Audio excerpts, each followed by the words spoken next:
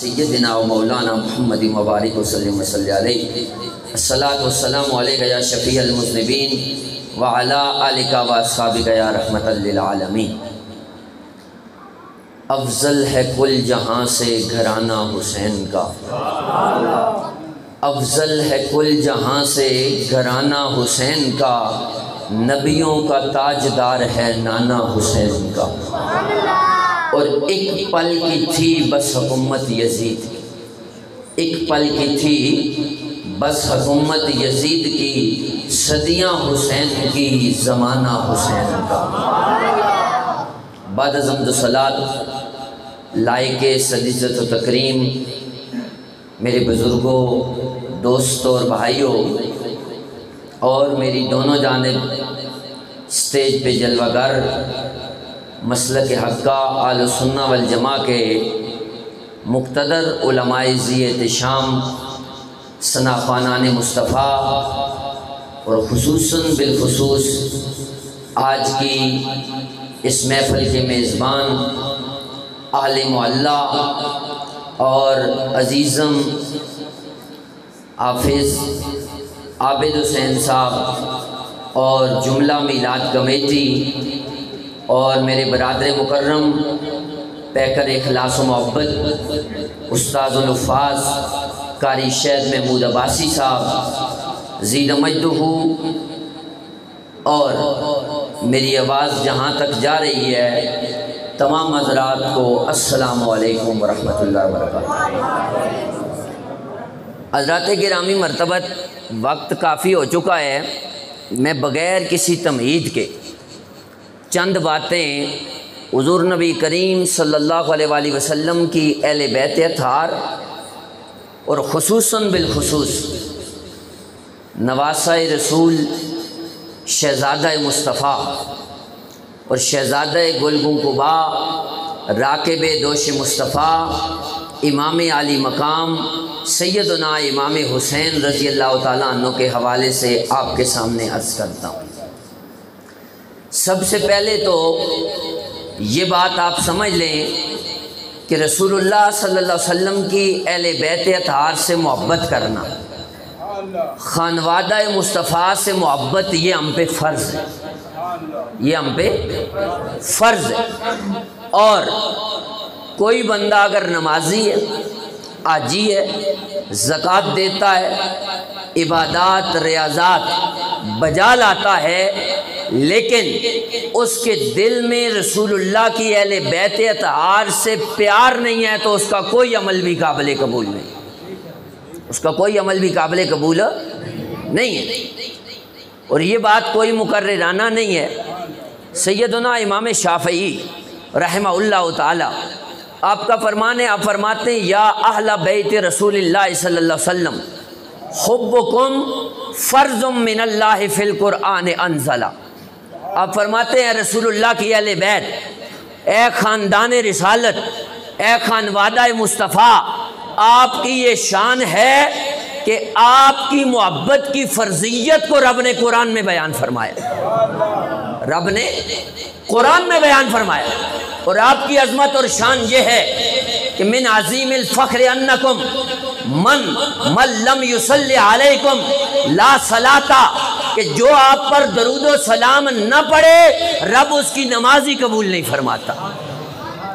یہ حضور نبی کریم صلی اللہ علیہ وسلم کی حدیث مبارکہ بھی جو میں نے خطبے میں پڑھی، حضرت ابو مسعود انصاری رضی اللہ تعالیٰ عنہ اس کے راوی ہیں، امام دار قطنی نے اس کو نقل کیا کہ میرے آقا کریم صلی اللہ علیہ وسلم فرماتے ہیں من صلی صلاۃ ولم یصلی فیہا علی وعلی اہل بیتی لم تقبل منہ۔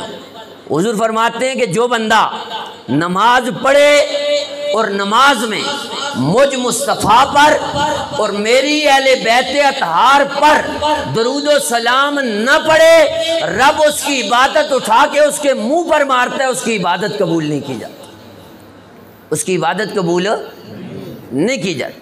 تو عبادت قبول کروانی ہو اور ایمان کامل کروانا ہو تو اس کے لیے رسول اللہ کی اہل بیت کی محبت لازم ہے، حضور کی اہل بیت سے پیار ضروری ہے۔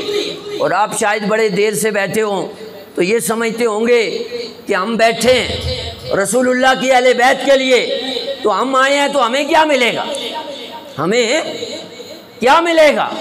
ارے یہ وہ بارگاہ ہے یہاں جو آ جائے اور ایک قطرہ لے کے آئے، رسول اللہ کی اہل بیت اسے پورا سمندر عطا فرماتے ہیں۔ آپ نے تو اتنا وقت دیا نا۔ حدیث مبارکہ کے اندر آتا ہے الامن والاولا شریف کے اندر، امام اہل سنت سیدی اعلیٰ حضرت فاضل بریلوی نے حدیث مبارکہ کو متعدد کتب کے حوالہ سے نقل فرمایا کہ ایک دن ایسے ہوا میرے آقا کریم صلی اللہ علیہ وسلم کاشانہ نبوت سے نکلے اور سیدہ کائنات سیدہ خاتون جنت سیدہ فاطمہ الزہرا رضی اللہ تعالی عنہا آپ کے گھر تشریف لائے۔ حضور جو ہی نا سیدہ کے گھر داخل ہوئے تو آپ کے کانوں سے جو آواز ٹکرائی وہ حسنین کریمین کے رونے کی آواز تھی۔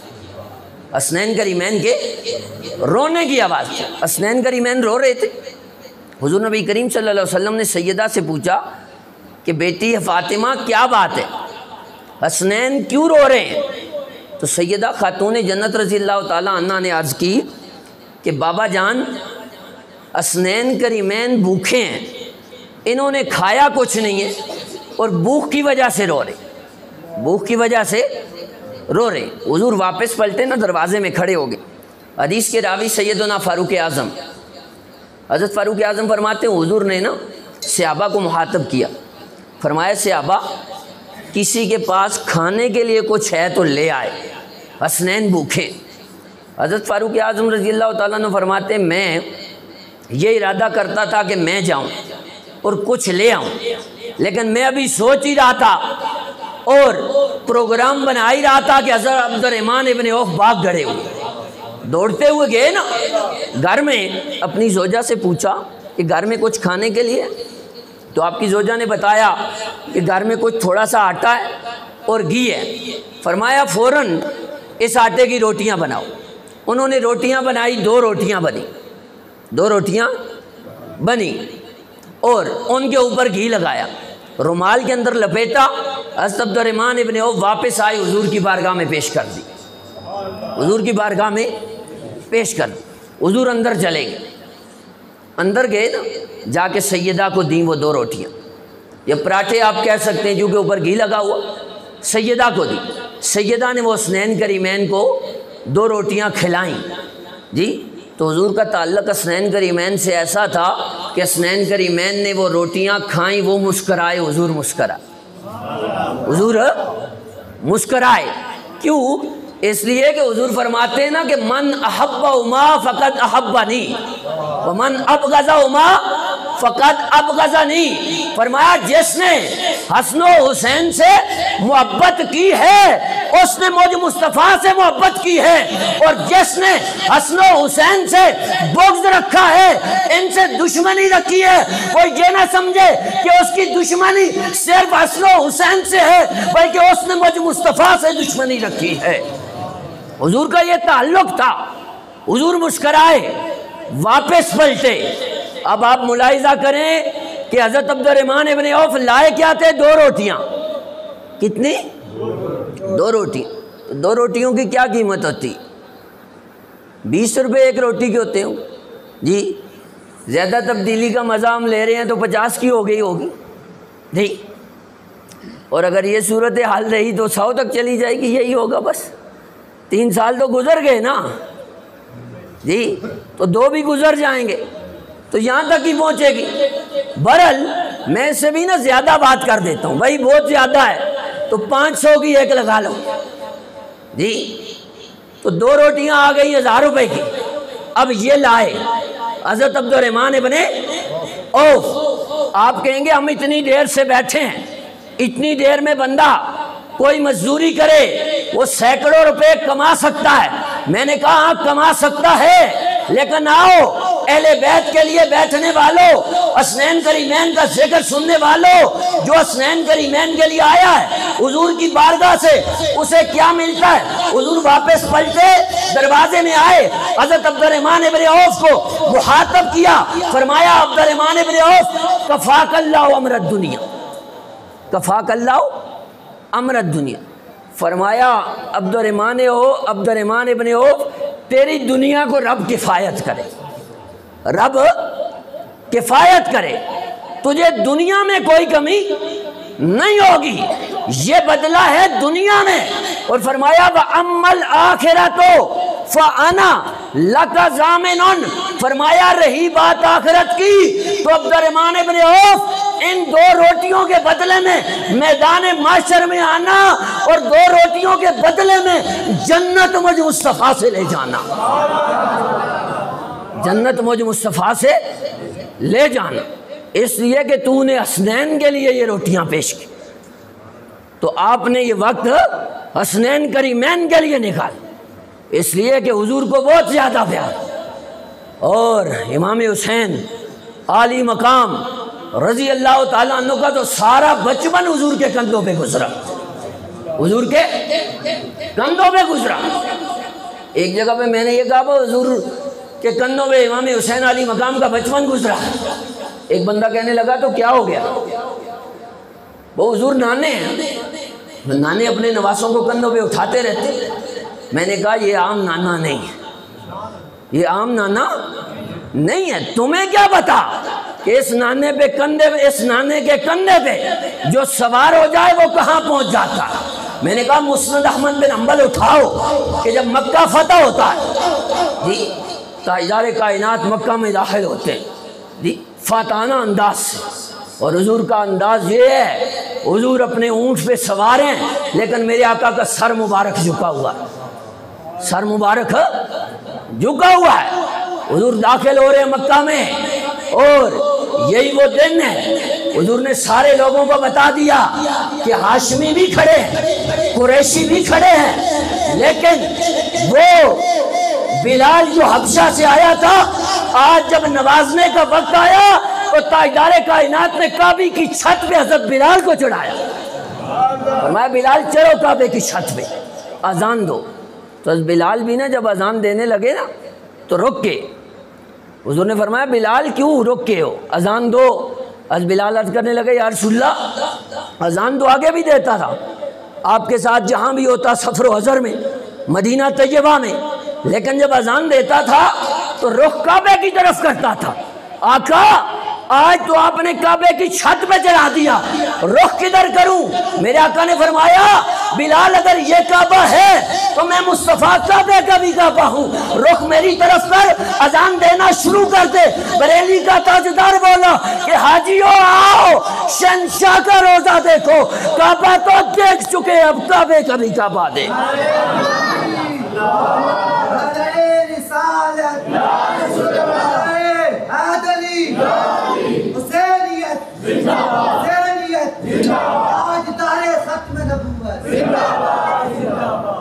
برل یہ ہو رہا ہے، حضور نواز رہے، حضور یوں ہی نا کعبۃ اللہ کے اندر داخل ہوتے ہیں تو کعبۃ اللہ کے اندر بت پڑے ہوئے، حضور نے بتوں کو گرانا شروع کی جی، جو نیچے تھے حضور نے ہاتھ سے گرائے، جو اوپر تھے حضور نے عصا مبارک سے گرائے، جو اس سے بھی اوپر تھے نا تو حضور مولا کائنات کو فرمایا، یعنی میں آپ کو یہ بتانے لگا ہوں کہ حضور کے کندھے پہ بیٹھ کے بندہ کہاں پہنچتا جی؟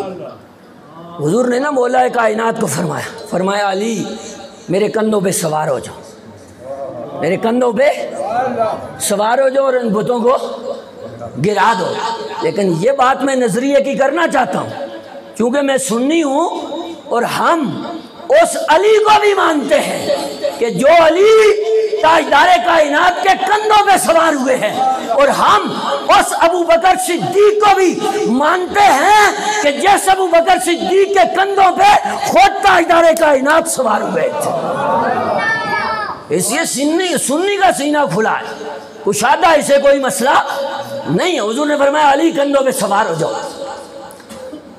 حضرت علی کو متضاد کرنے لگے یا رسول اللہ آپ میرے کندھوں پہ سوار ہو جائیں، آپ میرے کندھوں پہ سوار ہو جائیں۔ تو یہ جملہ حدیث مبارکہ کا ہے، ٹھیک ہے، مسند احمد بن حنبل کا۔ حضور نے فرمایا علی تم نبوت کا بوجھ برداشت نہیں کر سکتے، تم سوار ہو جاؤ۔ حضرت علی المرتضیٰ سوار ہو گئے، بتوں کو گرا چکے نا، تو اب حضور کو پتا ہے کہ بت گر گئے، میرا جہاں تک قد مبارک ہے اس سے اوپر حضرت علی، اس سے اوپر حضرت علی، لیکن پھر بھی حضور نے پوچھا، فرمایا علی کہاں پہنچے ہو؟ علی کہاں پہنچے ہو؟ یعنی نظر آ رہا ہے کہ حضور کے کندھوں پہ ہیں۔ تو حضرت علی المرتضیٰ کا جملہ سنیے۔ حضرت علی المرتضیٰ کرتے ہیں، یا رسول اللہ، آپ کے کندھوں پہ سوار ہو کے اتنی بلندی پہ آ گیا ہوں کہ لو شئتو لنلت فقط سما، کہ اگر ہاتھ اٹھاؤں نا تو میں آسمان کے کناروں کو چھو سکتا ہوں، میں آسمان کے کناروں کو۔ یہ ایک روایت ہے۔ دوسری جو شرف المصطفیٰ میں ہے نا، اس میں حضرت علی المرتضیٰ نے عرض کی کہ آقا میں اتنی بلندی پہ آ گیا ہوں کہ اگر ہاتھ اٹھاؤں تو رب کے عرش کو چھو سکتا ہوں، رب کے عرش کو چھو سکتا ہوں۔ اب میرا استدلال یہ ہے کہ جو علی ایک مرتبہ رسول اللہ کے کندھے پہ بیٹھے رب کے عرش تک پہنچ جائے، اس حسین کی عظمت، رفعت اور شوکت کا اندازہ کون کرے کہ جیسے حسین کا سارا بچپن تاجدار کائنات کے کندھوں پہ گزرا۔ یہاں پہ کوئی عام کندھوں پہ بیٹھنا نہیں، حضور کے پاس جو آ گیا یہ تو خانوادہ مصطفیٰ ہے، یہ تو حضور کا جز ہے، حضور کا خون ہے۔ حضور سے ویسے جس چیز کی نسبت ہو جائے وہ سب سے افضل ہو جاتی جی۔ یعنی حسین منی وانا من الحسین، اس کو بھی اسی سے سمجھ لیں کہ حضور نے فرمایا حسین مجھ سے اور میں حسین سے۔ اب حسین تو جزو رسول ہے نا، حسین تو خون رسول ہے۔ جو حضور کا جز نہ ہو نا، حضور کا خون نہ ہو، اگر نسبت حضور سے ہو جائے تو وہ چیز بھی سب سے اعلیٰ ہو جاتی ہے، سب سے افضل ہو جاتی ہے۔ جیسے دیکھیں پانیوں کا مسئلہ ہے، پانی سب سے زیادہ پانی کون سا افضل ہے؟ زمزم۔ لیکن ایک پانی وہ ہے کہ جو آب زمزم سے بھی افضل ہے، آب زمزم سے بھی افضل۔ وہ کون سا ہے؟ وہ پانی ہے کہ جب حضور غزوہ تبوک پہ تشریف لے جا رہے تھے نا، تو راستے میں پانی ختم ہو گیا تھا، تو صحابہ نے عرض کی یا رسول اللہ پانی ختم ہو گیا۔ حضور نے فرمایا کوئی تھوڑا بہت پانی ہے ایک برتن میں جمع کرو لے آؤ۔ صحابہ فرماتے ہیں ہم نے سب کے پاس جو پانی کا جمع کیا لا کے بارگاہ مصطفیٰ میں پیش کیا، جو ہی برتن رکھا فجعل الماء یفور من بین اصابع کامثال الوجود، تاجدار کائنات نے اوپر اپنا ہاتھ رکھ دیا۔ تاجدار کائنات کا ہاتھ رکھنے کی دیر تھی کہ آپ کی انگلیوں سے پانی کے چشمے جاری ہو، پانی کے چشمے جاری۔ پتہ میرے امام نے کیا لکھا؟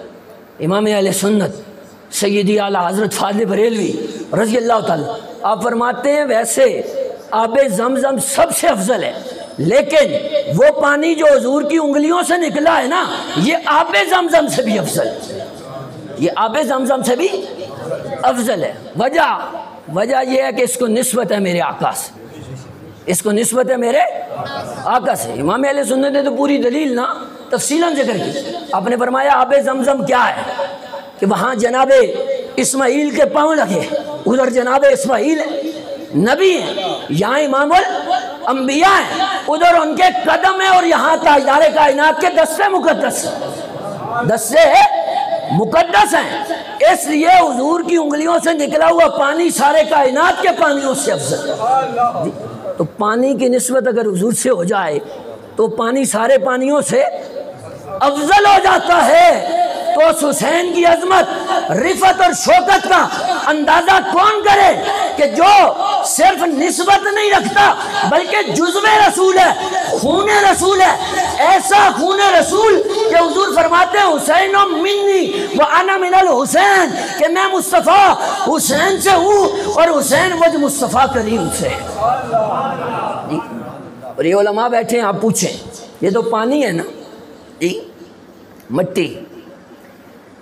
مٹی کے متعلق مسئلہ یہ ہے جو قاضی اعجاز مالکی رحمۃ اللہ علیہ نے لکھا، اور یہی بات سید محمود علوسی بغدادی نے روح المعانی میں لکھی، اور امت مسلمہ کا متفقہ فیصلہ ہے کہ ویسے تو یہ مسئلہ مختلف ہی ہے، اس میں اختلاف ہے کہ مکہ المکرمہ افضل ہے یا مدینہ منورہ افضل ہے، اس میں اختلاف ہے۔ ہمارا مذہب یہی ہے کہ مدینہ افضل ہے۔ کیا افضل ہے؟ مدینہ۔ لیکن پھر بھی اختلاف تو ہے نا، دوسری رائے تو ہے، لیکن اس بندے میں کسی کا کوئی اختلاف نہیں ہے کہ پوری کائنات میں سب سے افضل جگہ وہ ہے جو رسول اللہ کے جسم عطر سے مس کر رہی ہے۔ زمین کا وہ ٹکڑا اور وہ حصہ جو جسم مصطفیٰ سے مس کر رہا ہے وہ ساری کائنات سے افضل ہے، حتیٰ کہ رب کے عرش سے بھی افضل ہے۔ تو زمین کا ٹکڑا مٹی جسم مصطفیٰ سے مل جائے تو رب کے عرش سے افضل ہو جائے۔ اس حسین کی عظمت کا اندازہ کون کرے کہ جس کے بارے میں حضور فرمائیں حسین منی وانا من الحسین، کہ حسین سارا مجھ سے ہے اور میں سارے کا سارا حسین سے۔ یہ حسین منی کا مطلب ہے، یعنی نا آج تک شارحین حدیث لکھ رہے ہیں جی، اس کی شرح کر رہے ہیں، ختم ہی نہیں ہو رہا، اس لیے کہ فرمان مصطفیٰ حضور کا فرمان۔ مطلب کیا کہ حضور نے فرمایا حسین مجھ سے اور میں حسین سے۔ ایک مطلب شارحین حدیث نے بیان کیا کہ حضور نے فرمایا حسین مجھ سے، یعنی حسین میری اولاد ہے، حسین میری اولاد ہے اور میں حسین سے ہوں، میری اولاد اکثر اور زیادہ امام حسین سے ہوں۔ یعنی اس کا یہ مطلب نہیں کہ امام حسن مجتبیٰ سے اولاد ہوگی نہیں، امام حسن مجتبیٰ سے بھی اولاد ہوگی، لیکن امام حسین سے زیادہ ہوگی، اکثر اور زیادہ میری اولاد امام حسین سے ہوگی۔ اسی لیے آپ کو پتا حکیم الامت مفتی احمد یار خان صاحب نعیمی رحمہ اللہ تعالی، آپ نے بات لکھی ہے، آپ فرماتے کہ امام جعفر صادق کے بعد، امام جعفر صادق کے بعد قیامت تک آنے والے جتنے بھی سادات ہیں، جتنے بھی سادات ہیں، ان سب کا دادا علی المرتضیٰ ہے اور نانا ابو بکر صدیق ہے۔ ویسے یہ بات ہے، اکثر کی یہی بات ہے، لیکن سب کے نانا ابو بکر صدیق نہیں بنتے۔ یعنی نا ادھر سے آپ دیکھیں کہ حضرت ابو بکر صدیق کے بیٹے تھے حضرت محمد، حضرت محمد کے بیٹے ہوئے حضرت قاسم، حضرت قاسم کے گھر بیٹی پیدا ہوئی جس کا نام تھا ام فروا، ام فروا، اور ادھر امام زین العابدین کے گھر جو بیٹے پیدا ہوئے ان کا نام تھا امام محمد باقر۔ امام محمد باقر کا نکاح ہوا حضرت قاسم کی بیٹی ام فروا سے، ام فروا سے۔ اور آپ کو پتا ہے کہ ابو بکر صدیق کی اولاد کا مقام کیا ہے؟ کہ جب امام محمد باقر کا نکاح ہوا نا اور بارات لے کے امام زین العابدین جانے لگے تو فرمایا بیٹا باقر تمہارے لیے کتنے اعزاز کی بات ہے کہ تم کسی عام گھر میں دولہا بن کے نہیں جا رہے، تم اس گھر میں دولہا بن کے جا رہے ہو کہ جس میں تم سے پہلے خود تاجدار کائنات دولہا بن کے تشریف لے گئے تھے۔ جب سیدہ عائشہ صدیقہ عفیفہ کا نکاح ہوا تھا حضور خود دولہا بن کے گئے، اور پھر ان کے ہاں جو بیٹا پیدا ہوا نا اس کا نام تھا امام جعفر صادق، امام جعفر صادق۔ نعرہ تکبیر، نعرہ رسالت، نعرہ تحقیق، نعرہ حیدری، شہدائے کربلا، امام جعفر صادق۔ اور یہ بات بھی سن لے بھائی، امام جعفر صادق کو نا ویسے تو ائمہ اہل بیت سارے صادق ہیں، سب سچے ہیں، ان میں سے کوئی بھی جھوٹا نہیں ہے، سب سچے، لیکن کسی اور کو صادق نہیں کہا جاتا، صادق صرف امام جعفر کو کہا جاتا ہے۔ وجہ یہ ہے کہ امام جعفر کا رشتہ باپ کی طرف سے علی المرتضیٰ سے ملتا ہے اور ادھر نانے کی طرف سے ابو بکر صدیق سے ملتا ہے، اس وجہ سے آپ کو صادق کہا جاتا ہے جی۔ اور یہ پودا لگانے والے بھی سیدنا فاروق اعظم تھے، سیدنا فاروق، یعنی محرم میں نا بعض کی زبانیں بہت لمبی ہو جاتی جی، اور وہ کہتے ہیں جی جب تک صحابہ پہ تبرہ نہ کیا جائے تو اہل بیت سے محبت کامل نہیں ہوتی۔ ہم مال و سننا ہے، ہم بتانا چاہتے ہیں کہ کوئی اہل بیت کی محبت سیکھنا چاہتا ہے نا اور اہل بیت کا مقام اور مرتبہ سمجھنا چاہتا ہے تو صحابہ کی بارگاہ میں آ جائے۔ وہ اس لیے کہ یہ حدیث مشہور و معروف ہے کہ جب دور خلافت تھا حضرت ابو بکر صدیق کا تو آپ باہر نکلے، حضرت عقبہ بن حارث سے یہ روایت ہے، وہ فرماتے ہیں کہ صلی العصر ابو بکر، حضرت بکر نے عصر کی نماز پڑھی نا، فخرج، آپ نکلے، ویمشی، چل رہے تھے، ومعہ علی، آپ کے ساتھ حضرت علی المرتضیٰ بھی تھے جی، تو آئے نا تو فرأى الحسن یلعب مع الصبیان، آپ نے دیکھا بچے کھیل رہے ہیں اور ان میں امام حسن مجتبیٰ بھی کھیل رہے ہیں، امام حسن مجتبیٰ بھی کھیل رہے ہیں۔ تو جب قریب آئے نا تو حضرت ابوبکر صدیق نیچے بیٹھے، امام حسن مجتبیٰ کو اٹھا کے کندھوں پہ بٹھا لی، اٹھا کے کندھوں پہ بٹھا لی۔ حضرت علی المرتضیٰ کہنے لگے بھائی ابو بکر آپ بوڑھے ہو گئے اور بچے ابھی جوان ہو رہے ہیں، ان کا وزن بڑھ رہا ہے، آپ ان کو کیوں اٹھاتے ہیں؟ تو حضرت ابوبکر صدیق نے فرمایا بھائی علی میں اس لیے اٹھاتا ہوں کہ رسول اللہ انہیں اٹھاتے ہیں، رسول اللہ انہیں اٹھاتے تھے، اور صرف اٹھایا نہیں، چوما، سونگا جی، چوما تو جاتا ہے نا، سونگا نہیں جاتا، عام طور پہ بچوں کو سونگا نہیں جاتا۔ حضرت علی المرتضیٰ کہنے لگے کہ بھائی ابو بکر آپ بھی سونگتے ہیں؟ فرمایا ہاں رسول اللہ سونگتے تھے، میں اس لیے سونگتا ہوں۔ فرمایا رسول اللہ تو اس لیے سونگتے تھے تو حضور فرماتے ہیں کہ یہ میرے پھول ہیں، یہ میرے پھول ہیں، مجھے ان سے خوشبو آتی ہے۔ حضرت ابو بکر صدیق نے فرمایا بھائی علی رسول اللہ جب انہیں سونگتے تھے تو رسول اللہ کو ان سے پھولوں کی خوشبو آتی تھی، اور میں ابو بکر جب حسنین کریمین کو سونگتا ہوں تو مجھے ان سے تاجدار کائنات کی خوشبو آتی ہے۔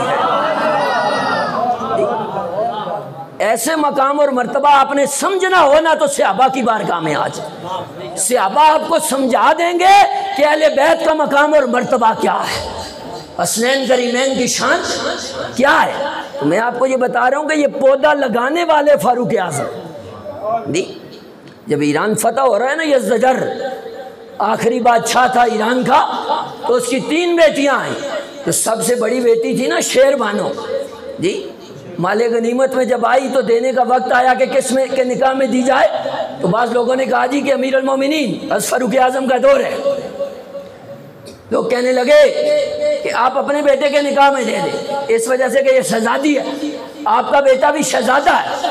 آپ نے فرمایا نہیں، یہ دنیا کی شہزادی ہے، میں اسے جنت کی شہزادی بنانا چاہتا ہوں۔ آپ نے فرمایا کہاں ہے حسین ابن علی، کہاں ہے حسین ابن علی؟ امام حسین علی مقام آگے تشریف لائے، آپ نے شیر بانو ان کے نکاح میں دے دی، تو ان شیر بانو کے بطن اقدس سے امام زین العابدین پیدا ہوئے۔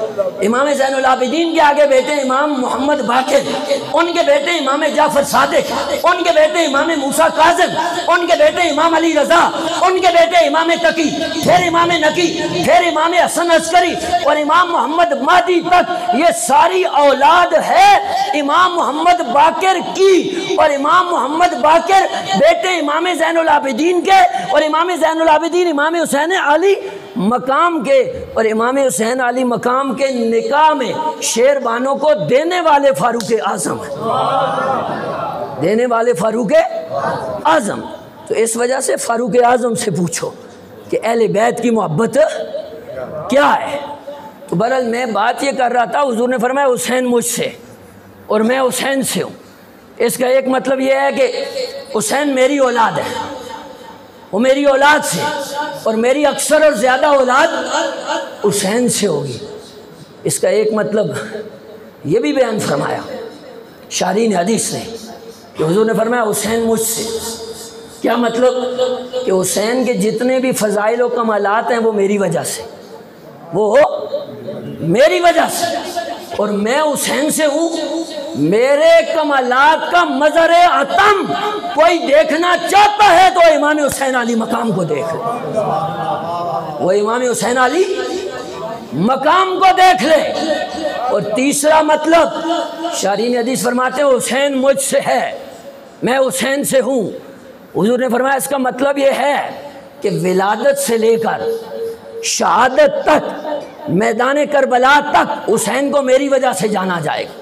حسین کو میری وجہ سے جانا جائے گا، اور کربلا سے لے کر قیامت تک میں حسین سے ہوں، یعنی میرا دین بچانے والا، دین پہ جب کڑا وقت آ گیا، دین کے لیے کھڑا ہونے والا میرا نواسا حسین ابن علی ہے۔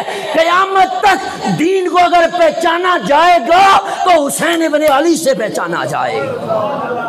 جی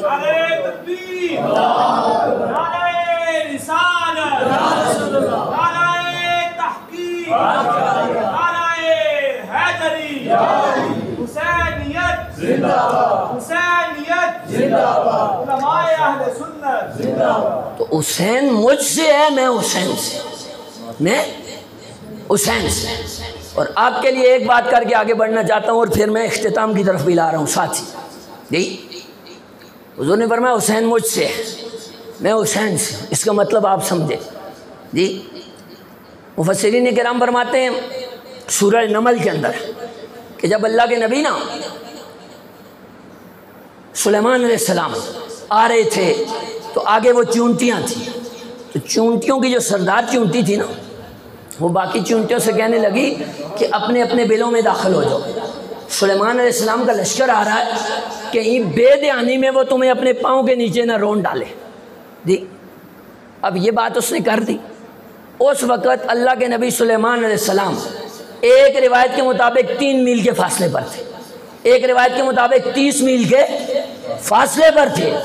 ایک بات تو یہ سمجھ آ گئی کہ سماعت رسالت کو اپنی سماعت پہ قیاس نہیں کرنا چاہیے، اس لیے کہ چونٹی اٹھا کے آپ کے کان میں ڈال دی جائے تو آپ کو سمجھ نہیں آئے گی، آواز نہیں آئے گی، لیکن اللہ کا نبی 3 میل کے فاصلے پر ہو، چونٹی بات کرے بولے تو نبی پھر بھی سن لیتا، اور صرف سن نہیں لیتا، دیکھ بھی لیتا۔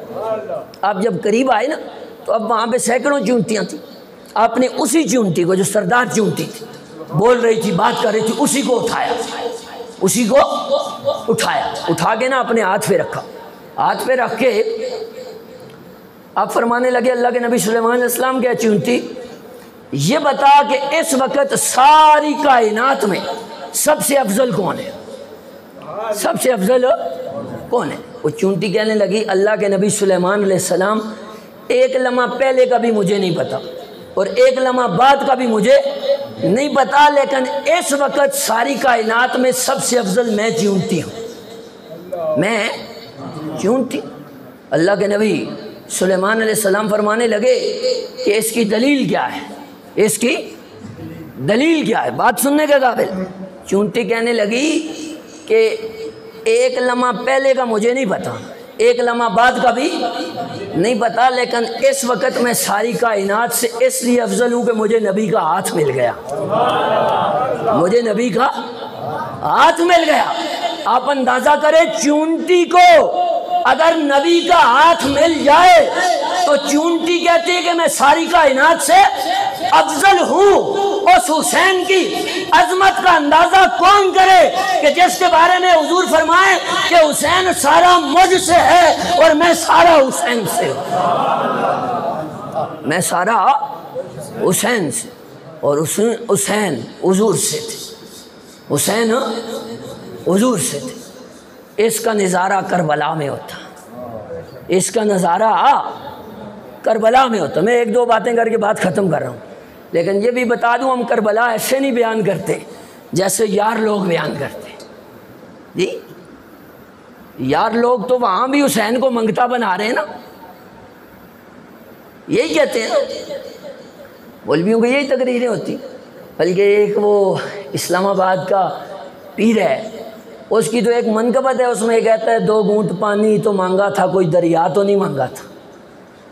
جی اور یہی آپ سنتے رہتے ہیں، لوگ کہتے ہیں جی بھائی امام حسین نے شہزادہ علی اصغر کو اٹھایا اور اٹھا کے آپ چلے گئے، یزیدیوں کو کہا کہ دیکھو اس کے لیے پانی دے دو۔ یہ لوگ کربلا بیان کرتے ہیں۔ میں نے کہا مولانا یہ کہاں پڑھا ہے؟ کہتے ہیں تاریخ میں پڑھا۔ میں نے کہا تاریخ گھر لے جاؤ، ایسی تاریخ گھر لے جاؤ، اور اگر زیادہ ضرورت ہو تو مورخ کو بھی لے جاؤ، ہمیں ایسی تاریخ کی ضرورت نہیں ہے۔ اس لیے کہ یہ گھرانہ مانگنے والا نہیں ہے، یہ ساری کائنات کو دینے والا ہے، یہ ساری کائنات کو دینے والا ہے۔ ارے اس بارگاہ میں تو میں پہلے بتا چکا کہ اگر کوئی قطرہ لے آئے سمندر مل جاتا ہے۔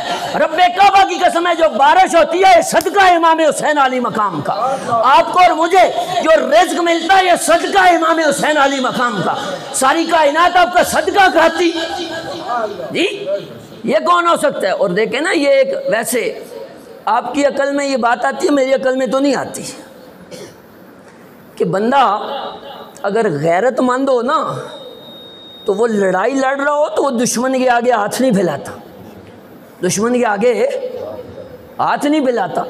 تو آپ کیا سمجھتے ہیں کہ آپ اور میں اگر غیرت مند ہے تو امام حسین سے بڑا غیرت مند کون پیدا ہوا؟ حسین کوئی پانی مانگنے کے لیے نہیں گیا ہو، خدا کے بندو عجیب فلسفے جھاڑتے ہو، اور یہ کہتے تھے کہ امام حسین فرات کے پانی کو ترستے تھے، اور میں نے کہا نہیں، تمہیں پتہ ہی نہیں ہے، فرات ترستی تھی امام حسین کے ہونٹوں، امام حسین کے ہونٹوں کو، کہ حسین اشارہ تو کریں۔ اس لیے کہ یہ تو آپ نے سن رکھا ہوگا نا، یہ بات ہے کہ ہجرت کی رات نا جب حضور مقام غار ثور میں ٹھہرے ہوئے تھے تو حضرت ابوبکر صدیق رضی اللہ تعالیٰ عنہ پہلے داخل ہوئے جی، تو آپ کی گود میں حضور نے سر رکھا، حضور آرام فرما رہے تھے، تو جب حضور بیدار ہوئے نا تو ابوبکر صدیق نے پوچھا، عرض کی یا رسول اللہ مجھے پیاس لگی ہے، میں پانی پینا چاہتا ہوں۔ حضور نے فرمایا ابو بکر غار کے اگلے کونے میں چلے جاؤ، وہاں پانی موجود ہے، وہاں پانی موجود ہے۔ حضرت ابوبکر صدیق اللہ کے غار میں پہلے داخل ہوئے، آپ کو پتا تھا، آپ دیکھ چکے تھے سب کچھ کہ پانی نہیں ہے، لیکن حضور نے فرمایا آپ چلیں گے۔ آپ فرماتے ہیں جب میں وہاں پہ پہنچا نا، میں نے دیکھا کہ وہاں پانی کی نہر جاری ہے، پانی کی نہر جاری، اور نہر بھی ایسی، امام حسین سیدنا ابوبکر صدیق فرماتے ہیں کہ میں نے ایسا ٹھنڈا جو دودھ سے زیادہ سفید ہے، شہد سے زیادہ میٹھا پانی اس سے پہلے نہیں دیکھا۔ میں نے پیا، میں واپس آیا، آ کے رسول اللہ کی بارگاہ میں عرض کی یا رسول اللہ کہ ایسا ٹھنڈا میٹھا، شہد سے زیادہ سفید، شہد سے زیادہ میٹھا، دودھ سے زیادہ سفید پانی آج تک میں نے نہیں دیکھا۔ حضور نے فرمایا ابو بکر یہ دنیا کا پانی نہیں ہے، یہ دنیا کا پانی۔ جب تم نے یہ کہا نا مجھے پیاس لگی ہے، میں نے کہا غار کے اگلے دانے میں پانی موجود ہے، تو رب نے حوض کوثر کا کنیکشن غار ثور کے ساتھ کر دیا۔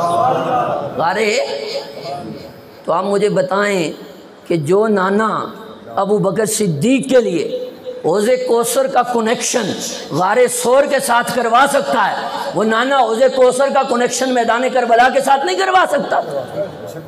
جی کربلا میں پانی نہیں آ سکتا تھا؟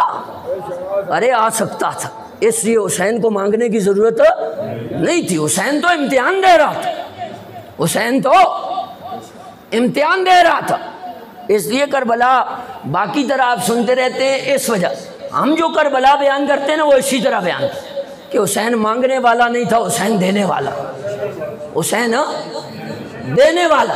اب یہاں پہ لوگ عجیب باتیں کہتے ہیں جی چادریں اتر گئیں، جی میں نے کہا یہ رسول اللہ کا خاندان ہے، سوچ کے سمجھ کے بولو کہ اگر ان کے سروں سے دوپٹے اتر گئے تو قیامت کیوں نہیں آ گئی؟ یعنی ان کے سروں سے دوپٹے اتر سکتے؟ میرے امام نے تو یہ لکھا نا کہ جن کا آنچل نہ دیکھا ماہ میر نے، یعنی آپ بات کرتے ہیں بالوں کی، سر کی، اعلیٰ فرماتے ہیں سر کی بات نہیں ہے، سورج نے اور چاند نے نا یہ جو اوپر باریک دوپٹہ ہوتا ہے یہ بھی خاندان رسالت کا نہیں دیکھا۔ بندے تو بندے رہے، اور آپ کو پتہ ہے نا ان کے پردے کا عالم کیا ہے؟ دنیا تو دنیا رہی۔ میرے آقا فرماتے ہیں جب میدان محشر میں میری شہزادی تشریف لائے گی تو اگرچہ وہاں قانونی الگ ہے، نفسا نفسی کا عالم ہے، ہر ایک کو اپنی پڑی ہوئی ہے، لیکن پردے کا عالم یہ ہے کہ حکم ہوگا غدو ابصارکم حتی تمر فاطمہ تو بنت محمد، کہ لوگوں نظروں کو جھکا لو، نگاہیں نیچی کر لو، اس لیے کہ فاطمہ بنت محمد کا گزر ہونے لگا۔ یہ ہے رسول اللہ کی اہل بیت کا پردہ۔ اس لیے ہم یہ کہتے ہیں تماشا نہ کرو اور نہ اہل بیت کا تماشا بناؤ۔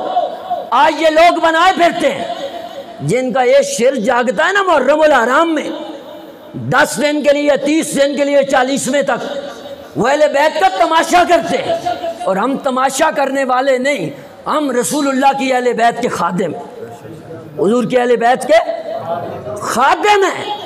تو ہم نہ یہ باتیں کر سکتے ہیں نہ یہ باتیں سن سکتے ہیں، انہوں نے تو ایسے ہی کرنا۔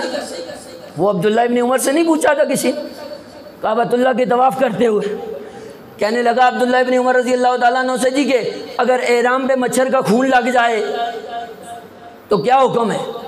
آپ نے پوچھا کہاں کے رہنے والے ہو؟ کہاں کے رہنے والے ہو؟ وہ کہنے لگا عراق کا، کہنے لگا عراق کا رہنے والا، تو عراق میں ہی کربلا ہے۔ کربلا جو ہے نا عراق میں، اللہ آپ سب کو لے جائے، اللہ آپ سب کو لے جائے۔ میں تو ہو کے آیا ہوں رب کعبہ کی قسم ہے دیکھنے کی جگہ جی، یعنی نا وہاں جا کے جنت کا ایک تصور آ جاتا ہے کہ یہ کربلا ہے جی، یعنی جنتی جوانوں کے سردار، رسول اللہ کے شہزادے، رسول زادے، حضور کے بیٹوں کو دنیا میں رب نے یہ مقام عطا فرمایا ہے۔ قیامت کے دن کا مقام اور مرتبہ کیا ہوگا جب امام حسن مجتبیٰ اور امام حسین علی مقام میدان محشر میں تشریف لائیں جی، وہ دیکھنے کی جگہ۔ تو برالنا عراق کا تھا وہ کہنے لگا عراق کا ہوں۔ آپ نے فرمایا او عراقیو تم کیا تماشا کرتے ہو کہ کل جب تم نے رسول اللہ کے جگر پارے کے ٹکڑے ٹکڑے کر دی جی، خانوادہ مصطفیٰ کو تہ تیغ کر دیا، اس وقت تمہیں مسئلہ نہ یاد آیا؟ تم نے نہ پوچھا کہ یہ جائز ہے یا ناجائز ہے، حکم کیا ہے؟ آج اتنے متقی پرہیزگار بنے پھرتے ہو، آ کے یہ پوچھتے ہو کہ احرام پہ مچھر کا خون لگ جائے تو حکم کیا جی؟ تو یہ سارا تماشا ہے، تو ہم تماشے کے قائل نہیں ہیں، بیان ہم حقائق کریں گے جی۔ آخری بات کر رہا ہوں، آخری بات جی، کربلا یہ ہے کہ حسین جیسا بہادر کوئی نہیں، حسین جیسا بہادر کوئی نہیں، صرف بہادر ہی کیا، اپنے تو اپنے، یہ تو یزید پلید لہین خبیث وہ بھی کہتا تھا کہ حسین شیر کا بیٹا شیر ہے، شیر کا بیٹا شیر ہے، اس لیے کہ حسین کی رگوں میں مولا علی کا خون تھا، حسین کی رگوں میں تاجدار کائنات کا خون تھا۔ آپ کو پتہ ہے نا مولا علی کی شان کیا ہے؟ وہ آپ خندق چلے جائیں، عمر بن عبد بود جب مولا علی کے مقابلے میں آیا تھا نا تو 3 مرتبہ تو مولا علی نے اجازت مانگی تھی، میں بات کو اختصار کے ساتھ کروں، 3 مرتبہ تو آپ نے اجازت مانگی حضور سے اس کے سامنے جانے کے لیے، حضور نے نا پہلے 2 مرتبہ اجازت نہیں دی، تیسری دفعہ فرمایا کہ علی جاؤ۔ جب آپ سامنے چلے گئے نا تو اس نے آپ کو دیکھا، آپ کا قد مبارک چھوٹا تھا، تو دیکھ کے نا آپ کو کہنے لگا کہ علی آپ بچے ہیں، میں آپ سے نہیں لڑتا۔ علی المرتضیٰ نے فرمایا تم نہیں لڑتے، میں تو لڑنے کے لیے آیا، میں تو لڑنے کے لیے آیا، اور میدان جنگ میں یہ نہیں دیکھا جاتا جی کہ بچہ کون ہے اور بڑا کون ہے۔ ابھی بھی بات مسئلے کی جائے نا، لوگوں کو مسئلہ بتایا جائے، کہتے ہیں آپ تو بچے، ہماری عمر تو 90 سے کراس کر گئی، ہم نے تو زبدہ لکھی ہے۔ میں نے کہا بیٹا بات ایسے نہیں ہوتی، نظریہ اہل سنت پہ جب بات ہوتی ہے نا تو یہاں چھوٹا بڑا نہیں دیکھا جاتا، یہاں پہ یہ دیکھا جاتا ہے کہ امام اہل سنت کا نظریہ کس کے پاس، مجدد الفسانی کے نظریے پہ کون ہے۔ یہاں پہ یہ دیکھا جاتا ہے کہ قطب عالم مجدد زمان فاتح قادیاں پیر میر علی شاہ گولڈوی کے نظریے پہ کون ہے جی۔ میں نے کہا باقی کتابیں چھوڑ دو، صرف قبلہ عالم کی کتابوں میں آ جاؤ نا تو کھرا اور کھوٹا، دودھ کا دودھ اور پانی کا پانی ہم کر کے رکھ دیں جی۔ تم پتہ نہیں کہاں پہ پڑھتے رہے اور پڑھاتے رہے، تم نے دیکھا کچھ نہیں۔ بہرحال یہ باتیں الگ ہیں، میں بات کو ختم کرتا ہوں۔ علی المرتضیٰ نے فرمایا یا میدان جنگ میں چھوٹا بڑا نہیں دیکھا جاتا جی، فرمایا تم نے لڑنا ہے تو لڑو، وار کرو۔ تو نا اس نے وار کیا، اور عمر بن عبد ود کے متعلق آتا ہے بھائی وہ اکیلا بیک وقت 1000 بندوں کے ساتھ لڑتا تھا، 1000 بندوں کے ساتھ لڑتا تھا۔ اور علی المرتضیٰ پہ بھی اس نے جو وار کیا نا وہ اتنا سخت تھا کہ علی المرتضیٰ نے ڈال پہ اس کو روکا، وہ ڈال ٹوٹ گئی جی۔ ڈال ٹوٹنے کے بعد نا آگے تلوار یہاں پیشانی پہ لگی اور یہاں بھی خراش ڈال دی، لیکن خراش ہی ڈال سکا وہ۔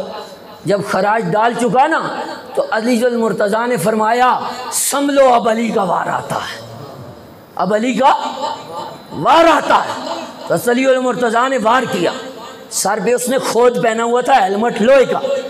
علی المرتضیٰ کا وار یہاں سے پڑا نا، پہلے اس لوہے کے کھود کو توڑا، اس کو کاٹا، تلوار نیچے آئی، یہاں سے کاٹتے کاٹتے نا یہاں تک آ کے اس کے جسم کا ایک حصہ ادھر جا گرا، دوسرا ادھر جا گرا، اور وہ گھوڑے پہ سوار تھا۔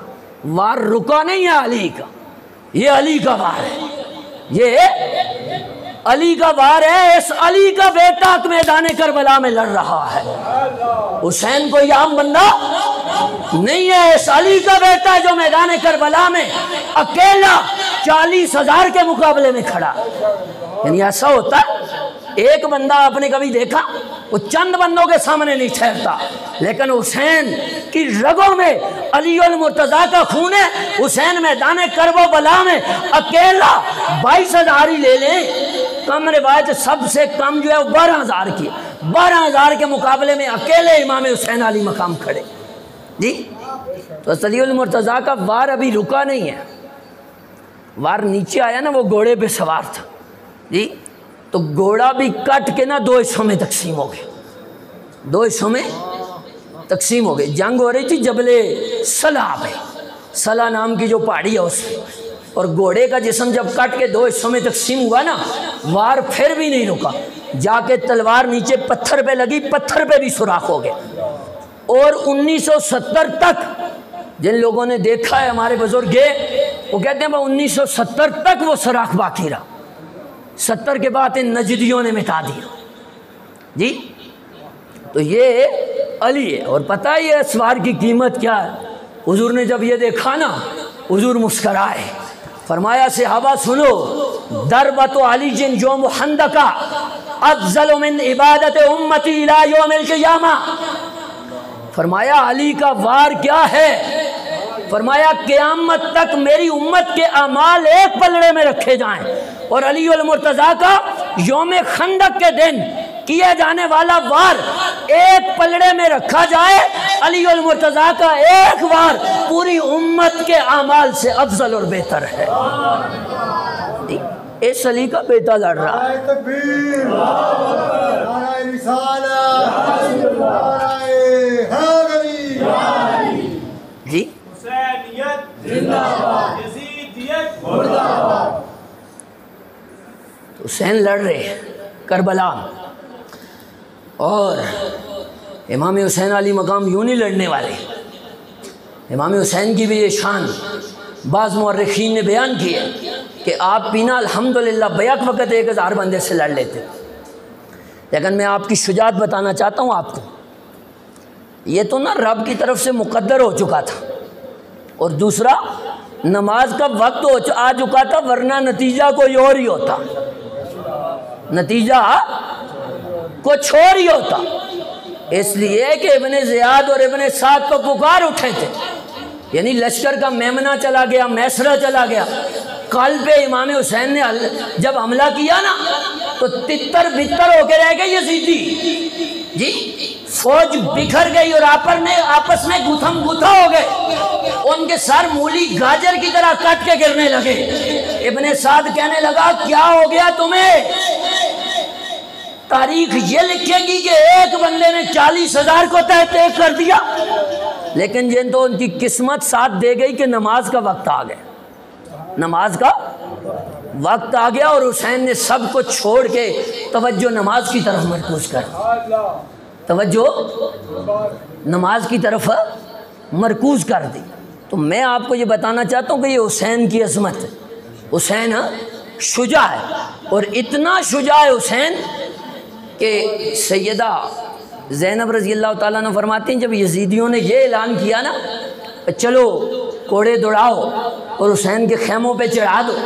فرماتے میں نے دیکھا دن کا وقت ہے اور بھائی حسین نظر نہیں آ رہے۔ آپ فرماتی میں خیمے کے اندر سے نکلی نا تو امام حسین کے خیمے میں پہنچی۔